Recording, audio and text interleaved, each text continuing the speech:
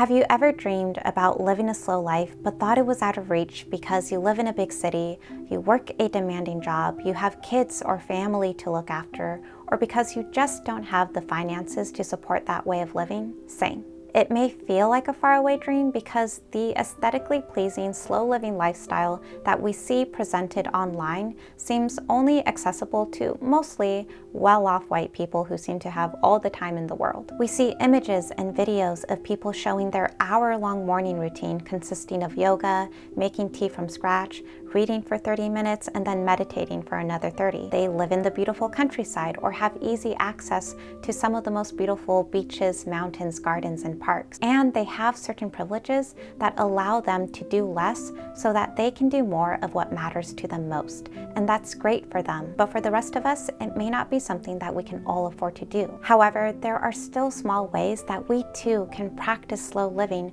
no matter our life circumstances. We too can aim to live more intentionally rather than rushing through life. And here's how. Start your day slower. This does not mean having an extensive 20-step morning routine. Not everyone has time for that. What it does mean is putting in a little extra effort to wake up a little bit earlier so that you don't have to rush through your morning. Instead of starting the day feeling frantic and stressed, you can actually slow down and mindfully eat your breakfast and enjoy your morning coffee instead of chugging it down your throat as you make your way out the door. And if you do choose to wake up a little bit earlier, you may even have time to squeeze in a little journaling or meditation before you head off to work without feeling rushed. Enjoy your lunch break.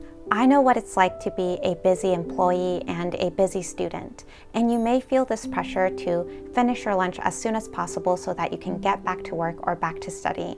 And I really blame hustle culture and how fast-paced our society has become for making us feel this way. Slow living means recognizing that time for rest is essential.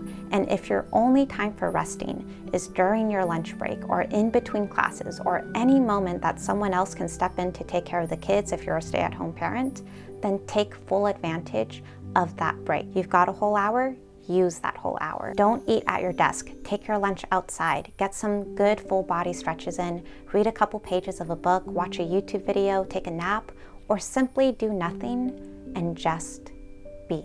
Enjoy that lunch break. Create smarter, not harder to-do lists. I hope that makes sense. What I'm trying to say is that you can't do it all in one day. Ask yourself how much you can realistically get done without burning yourself out. Identify what tasks take priority and focus your time and energy into completing those things first. Whatever less important things didn't get finished that day can always be done another day, so don't overwork yourself. Spend time in nature. Spending time in nature is a great opportunity to just be with yourself, to find a moment to meditate or to disconnect from social media and from the hustle and bustle of work and family life. Taking a few minutes every day to go for a walk around your neighborhood or to sit under a tree at your local park or to listen to the crash of the waves at your nearest beach can be more than enough to help reduce your stress and to help teach you to live more in the present moment. If you don't have easy access to any of these locations, don't worry. Almost everyone has a cell phone or a laptop. Use these devices to look up nature videos with relaxing music or ambient nature sounds, and go to your room, your backyard, your front porch, and focus on the images and sounds coming through your screen. I know it's not the same as living in the beautiful countryside where you're always surrounded by trees and nature, but studies have shown that seeing anything related to nature, even if it's through a computer screen, can be more than enough to help reduce your stress, boost your mood, spark creativity, and of course, help you embrace living more slowly. Stop multitasking.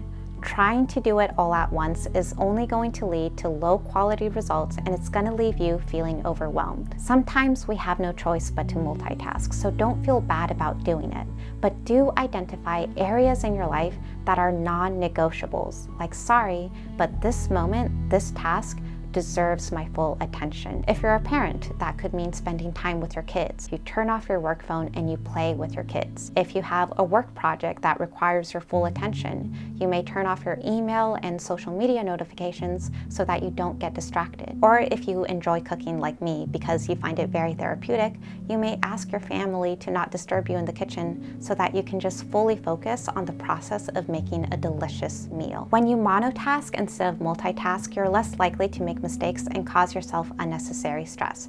Trust me, when you're more mindful of your actions, you are going to get way better results. Yeah, we may not all have the money or the resources to live that aesthetically pleasing, slow living lifestyle that we see online, but it's not about looks. It's about doing what we can with what we have to take care of ourselves, because we deserve that. We all deserve to live healthy lives. And these are just 5 slow living practices that I thought people from all types of life circumstances could realistically do. And if you have any other suggestions, I would love to hear it down in the comments below. Thank you so much for watching today's video. I appreciate it. And as always, I appreciate you.